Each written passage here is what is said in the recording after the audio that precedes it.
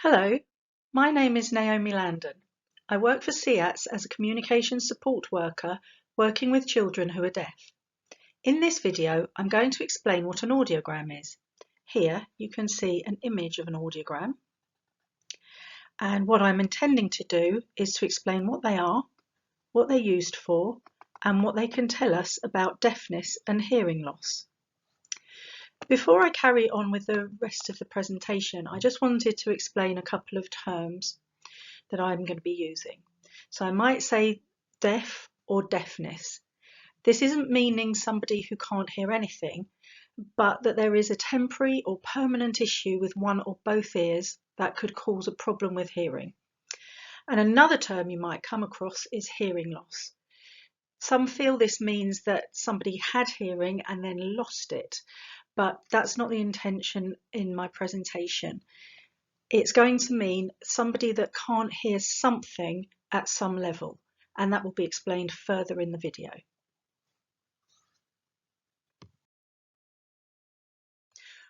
What is an audiogram?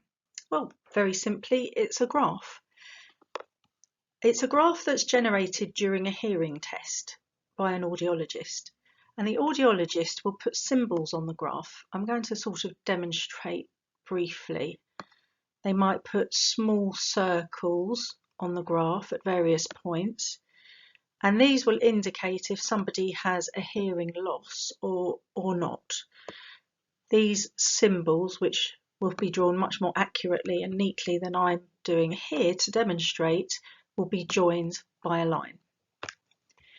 And it's a visual way to record somebody's hearing loss. Other professionals may also use an audiogram once it's been generated by an audiologist, and it will help them to understand what the audiologist has tested.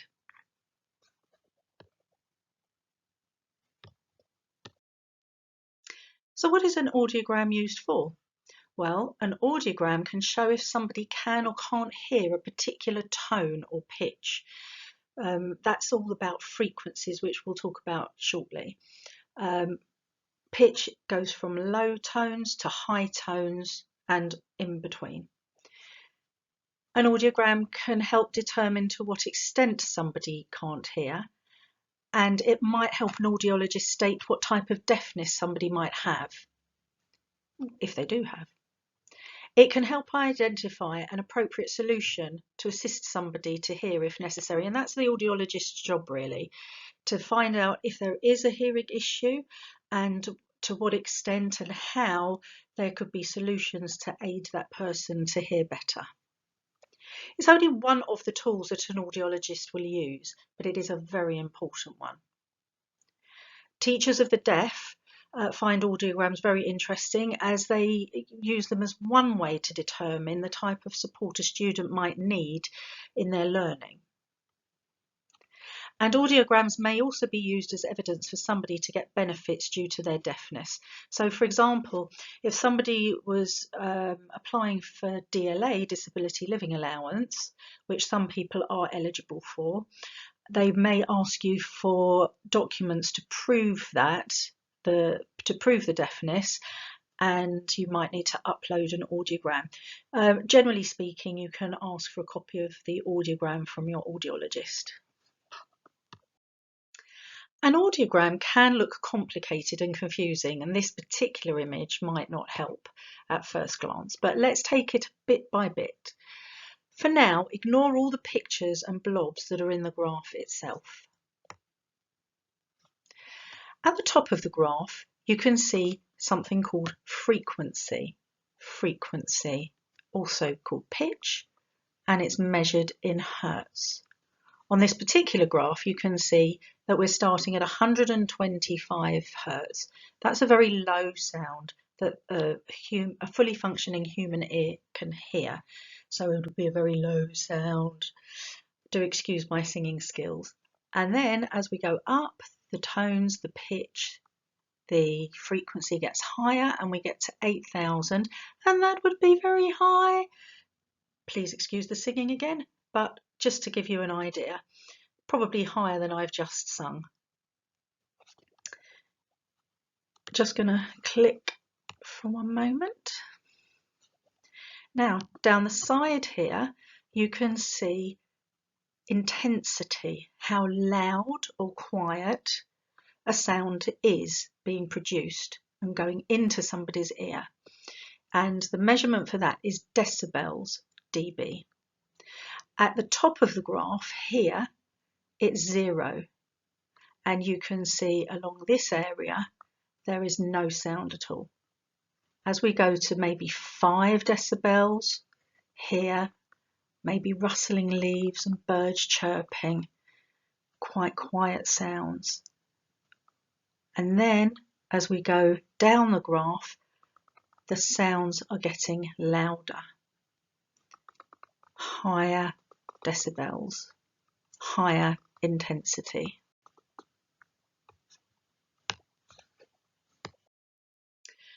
Now, looking at the graph in even more detail. Here I can see birds chirping, and if I look along the graph, I can see that that's about 8 decibels. It's produced at about 8 decibels. So it's quite quiet, very quiet. And I can also see that its frequency is around 5,500. So it's a very high pitch. Opposite to that, an opposing sound, if you like, might be a lawnmower. You can see the green circle there. Now, this is produced at a very loud intensity. So here we've got it at about 98 decibels. And it's produced at a frequency of just over 250 hertz. So that is a very low tone. So let's now consider the sounds, the tones, the frequencies that are produced when we speak. So right now I'm speaking at a normal sort of talking level. I'm not whispering and I'm not shouting. So everything you would think would be at the same intensity and the same frequency, wouldn't you? Well, let's take a look. In the red area on the graph, and this is typically called the speech banana, so often coloured in yellow, this graph it's coloured in red, you can find most of the speech sounds produced. So I've circled here the TH sound. You can see that it's produced at about 18 decibels and with a frequency of about 6,000. So let's look at a different letter now. Circled in a yellowy orange here, we have U or ah. Ah is produced at a louder level. It's produced with more decibels, about 52. And the frequency is in the lower end of the range. So here it looks to be about 350, something like that. Audiologists and teachers of the deaf and other professionals use this information with a lot of importance, because when somebody has a hearing loss, the main thing that we try to do is to allow that person to hear as much speech as possible. And this allows for as little communication issues as possible. And that's always the aim in terms of hearing loss. So what does it all mean? The big question, really. So during a hearing test, an audiologist will test the left ear and the right ear separately. And that is what will be recorded on an audiogram. They might use headphones, and when they use headphones, that's producing a sound that goes into your ear via air vibration. And so we call that air conduction. They also will do tests that touch the bones, but they don't go into your head or anything. They don't hurt. It just touches the bones behind your ear and vibrates them. And that's called bone conduction. On this particular graph, you can only see the air conduction results.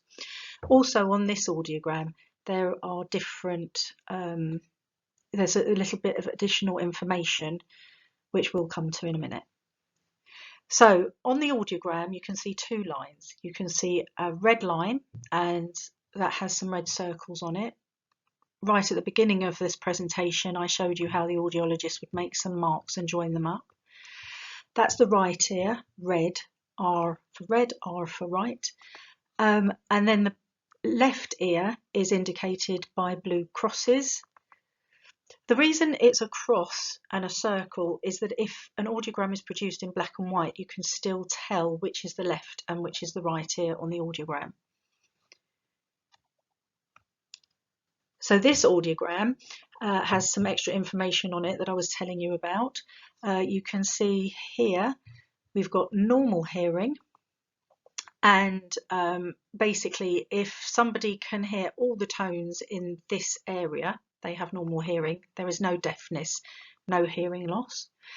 And if these levels go all the way down to a profound hearing loss here in the dark pink. So on this particular graph, I can see that this person has an issue in both ears. So the left and the right start off between normal or just on the mild, edge of mild, and then they dip right down when it comes to the high frequencies. So because this person has a hearing loss in both ears, we call that bilateral, bi meaning two, like bicycle, two wheels. That's bilateral hearing loss. And opposingly, if somebody has a hearing loss in only one ear, then that's called unilateral. You've heard maybe of a unicycle that has only one wheel. I can also see that this person can hear low frequencies quite well. You can see up here, these frequencies are really not difficult to hear for this person.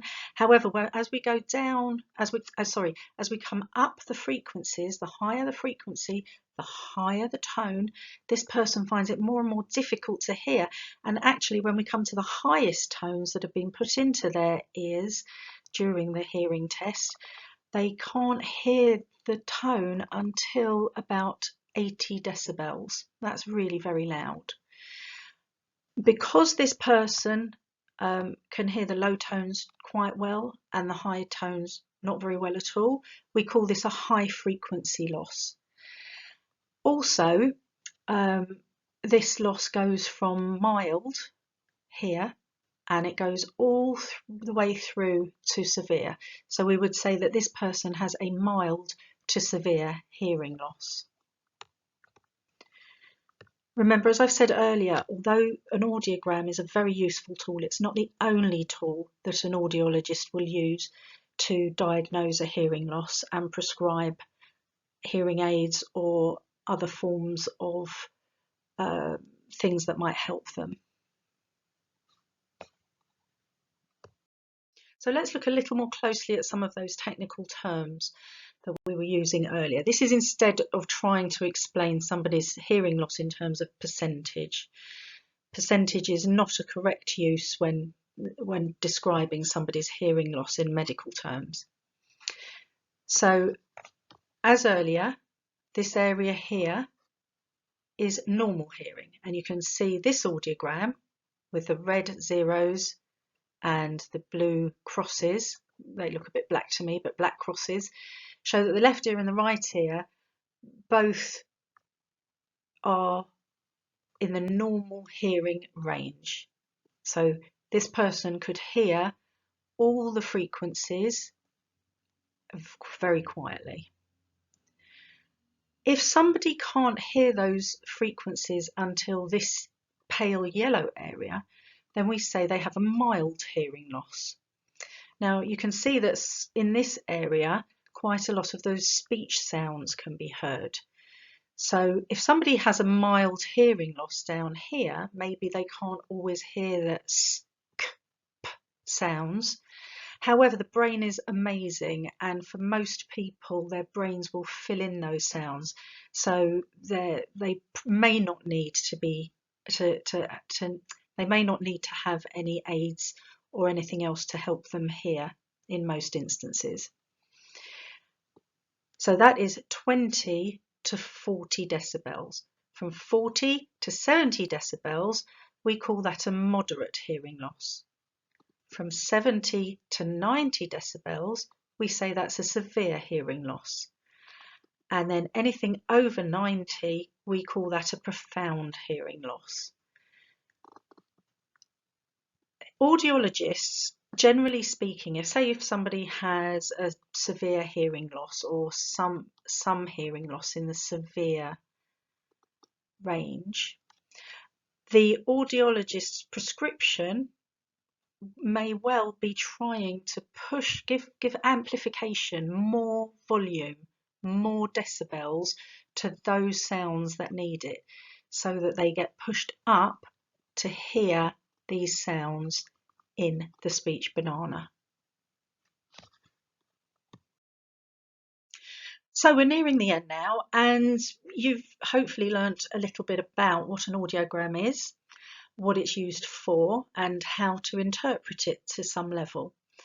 So if it's you yourself who has a hearing loss, or somebody for whom you are the legal guardian parent, you can ask the audiologist if you can see that audiogram. Sometimes, in my experience, most of the time that I've asked for an audiogram on a professional level or for myself, as I wear a hearing aid, the audiologist is quite happy to give me a copy of that audiogram. So I understand it a little more now, but if I've got any questions about it, if you've got any questions, please contact your teacher of the deaf or your audiologist to explain it further. And now to the last slide, showing you different audiograms, showing different kinds of hearing loss. You don't need to understand them or anything, but just to show you that different people have different audiograms if they've got a hearing loss, and you've seen what an audiogram looks like if it's normal hearing. So I hope you've enjoyed this presentation and that you've learned something useful. Goodbye.